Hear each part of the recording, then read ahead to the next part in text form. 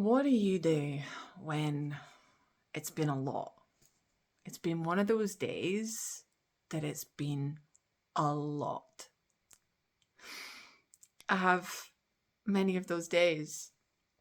For those of you who don't know, I have a 5.5-year-old and a just about to be 8-year-old at the time that I'm recording this. I don't have a partner, so I am the only adult.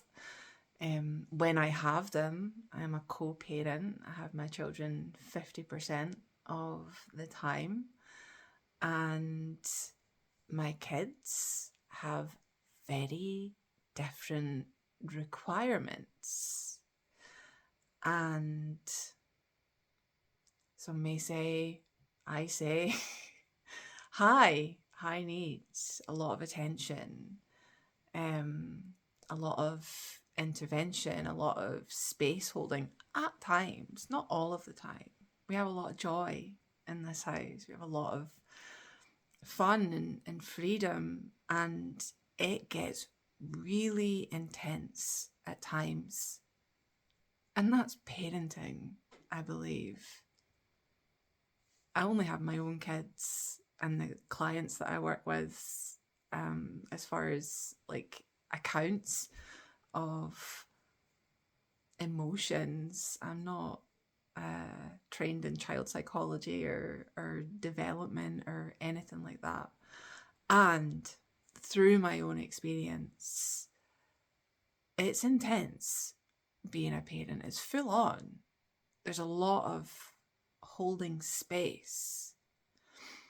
And there's days where it just feels like a lot. I sit before you exhausted. And it's been a really valuable day. There's been internal conflict for one of my children today. And I'm still in myself, to be transparent. I'm still playing with the details that I want to share, because I think it's really important to keep my children's privacy.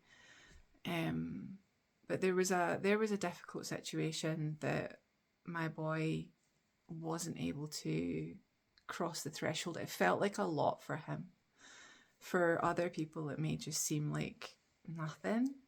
And for him, it was a wait in the car kind of moment. While my other son was more desiring to be involved in the social occasion and balancing that. So I'm there and I'm on my own, and there's other parents around.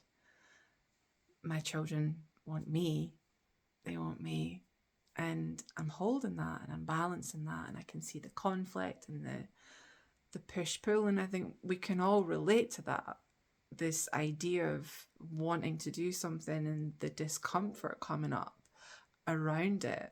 I don't know a single adult that doesn't encounter that in their life. And I'm watching it unfold with my child and seeing the discomfort, devastation that arises in that moment, because kids are raw and they're real. They're real with their feelings. And these feelings, as they're growing and developing in our kids, they're new for them. They don't understand what's going on. And this push-pull of the head and the heart is one way of looking at it. And so I'm holding space for my boy, and I'm letting him know that it's normal. It's normal, and I'm making him a promise that it's not always going to be this way. Because that's something that comes in for us, right? When it's in the moment. And I still catch myself doing this from time to time, even after all of the inner work and the mindset and the soul evolution that I do. Always. We get stuck in that catastrophic thinking sometimes. It feels like forever or never, or we use those absolute terms that just aren't true. And so I can say to him, I promise you, it's not always going to be like this. And it's normal. It's normal. It's okay. Absolutely okay. And whatever you're feeling, disappointment, worry, fear, it's all okay. And I can hold that space. I'm masterful at space holding. I've always been amazing at seeing and acknowledging people right where they are, which has made me masterful at mothering, if I do say so myself. And it's a lot. It's a lot. Managing all of these different emotions. Maybe managing is not the right word.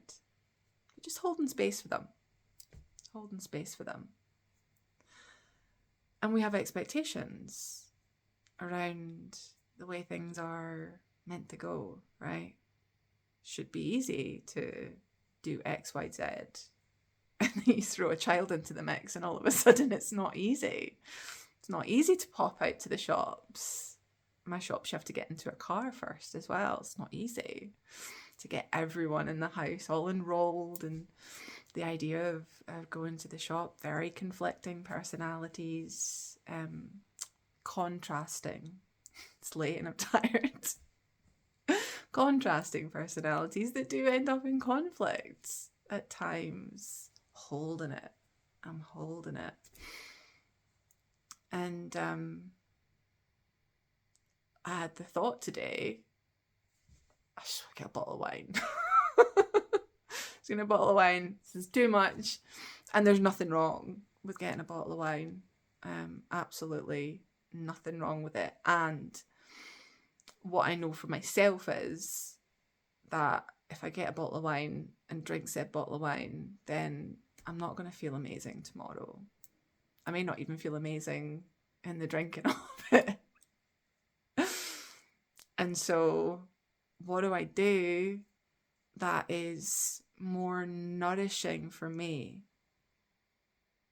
What do I do when it all just feels like too much? Do I lean into that desire to take a holiday from myself, to escape it all for a while because it all just feels like too much? And that desire, that call, absolutely can come from me. Absolutely it can. And when I give myself that grace that I give the children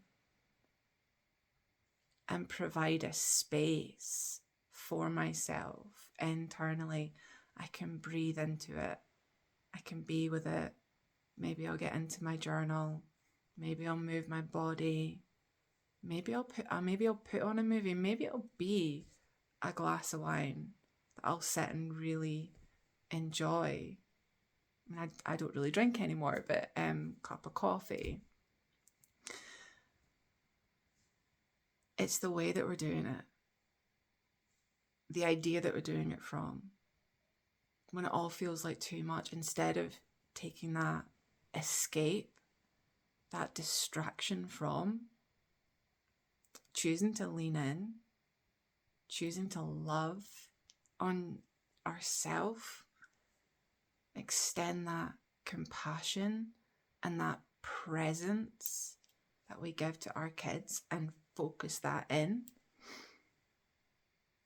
then choose something yummy and nourishing for ourselves when it's been too much.